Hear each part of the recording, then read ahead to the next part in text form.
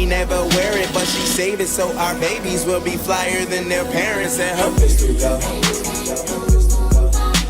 Her pistol go. What is the deal, beautiful people? My name is Ramon. This is Lifestyles Defined.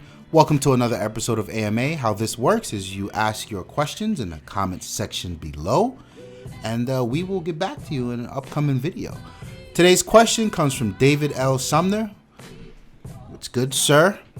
And he says, yo, Ramon, you feeling the new Razer Edge Stealth I'm considering as a replacement for my Core i5 2014 MacBook Pro? Sir, what the hell are you doing with a MacBook Pro in the first place? You will stop it. You will get back in your Microsoft lane. You will like it. So, what is the deal here? I did some searching. I didn't find a Razer's Edge Stealth. I think they're calling it. Hang on, what are they calling this thing? They're calling it a Blade Stealth. So I'm pretty sure this is what you were talking about.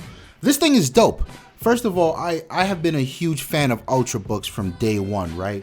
I got a Lenovo over here that used to be my workhorse, and that was the dying breed of thin, light laptops where, you know, sure it was light, but it was like this thick. Ultrabooks are really, the concept was pushed from Intel to make it as thin as possible, as light as possible, as stylish as possible, and then you dump your performance into it. So Ultrabooks are the concept of it, the marketing term, the backbone, because to be an Ultrabook, a laptop has to have a certain spec.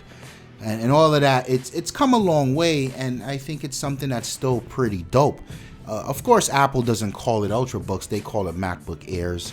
So just for those of you who are not in the know, that's the comparison to make. So what is this Razer Edge? Razer, I wouldn't really associate them with making laptops or computers, but they have been for a while, and they make some stylish stuff. But notably, when you say Razer, what I think about is they're really dope keyboards. They're gaming keyboards and gaming mices, whatever you want, however you want to say that. So when I saw this thing, again, I've been detached. I don't really follow much of the OEMs. I know CES, you see a crap load of them doing their thing. And that's what makes the Windows ecosystem so dope, right? You have so many different OEMs doing a lot of different dope things. I don't really follow a lot of them. I'll just pay attention to like the Dell, the HP, what Microsoft themselves are doing. But this is a good one to find, and kudos to you for paying attention to it. So the concept here is this dope laptop, and what I really like about it, it's very nicely designed, very powerful. You got all the Skylake stuff in there. I'm not going to go through the specs because all these laptops are pretty much the same offering. What sets this guy apart is I think it's got that dope 4K display, which I think should be standard on all these laptops, providing they can figure out how to do proper power management. And the keyboard, my God, the keyboard on this thing is dope. So they took pretty much what they're known for in the keyboard world and put it on a laptop.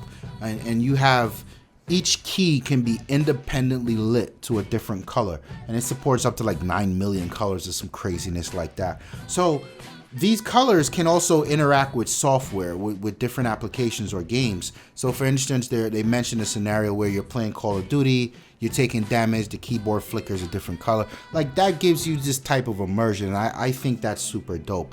But for me, the dopest part of this entire Razer Edge Stealth thing is this Ultrabook has a companion graphics card. What? So it's a graphics card that sits off to the side, and it plugs in. What is it? I don't know what the port is. Would it be FireWire? I didn't completely look into the specs, but this portable graphics card connects to the laptop, and then you can do PC gaming. You can do full PC gaming from the laptop.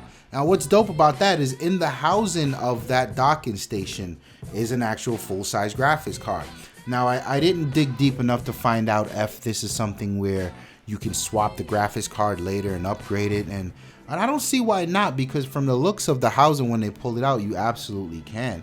So I think this is dope, right? And especially on that housing itself, there are ports, there are USB 3 ports and Firewire ports and all type of different USB stuff to plug in peripherals to the docking station. So what makes that important is now you're looking at not buying you know, this powerful gaming setup or this powerful production PC, but buying the Ultrabook and the docking station, and leaving the docking station, your monitor, your mouse, your keyboard, your hard drives, all of that at home plugged into the docking station, and then going about your daily life with this super dope, super light laptop. And then when you get home, you plug it up, close the lid, boom, everything works as a super strong, super productive PC or gaming PC.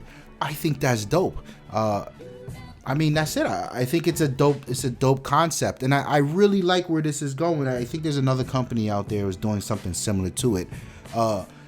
We saw this with the not this particular thing, but how these people are starting to think outside the box. My first really notable introduction to it was something like the 2-in-1s that were supported when Windows 8.1 or Windows 8 launched, right? Where you could have a laptop with a detachable screen, and the screen is now a fully functioning tablet. I thought that was dope. Now these guys are taking that a step further, where you can have this super dope laptop with the ability to turn it into a fully functioning gaming PC. Mind blown. What's next? Is Microsoft going to do something like this, where the Surface now can, you know, or you have the what is it? The Surface Book. That thing now has a companion like this and make it even stronger. I like where this is going. This is ingenuity. I really like where this is going. So kudos for these guys. And the hardware is beautiful, man. And in very PC-esque gaming PC style. There's lights everywhere. It's just a dope laptop. And I think it's worth your consideration. Yes, and I think it's definitely worth the money. I would hold off, give it about a month or two, wait for some of the reviews to come out, the benchmarks, and let people get their hands on it to test which version of it would be best. Because I imagine, why get an i5 if you can get the i3 on the laptop, right? And then have the super strong graphics card. Things like that, you could save a few bucks here depending on the configuration. So yeah, no, good choice, man. Good find. My name is Ramon. Thank you, David, for your question, by the way. Like the video if you like it. Subscribe. We got plenty more coming. I'm out of here. Peace. From the deep forest into the sun.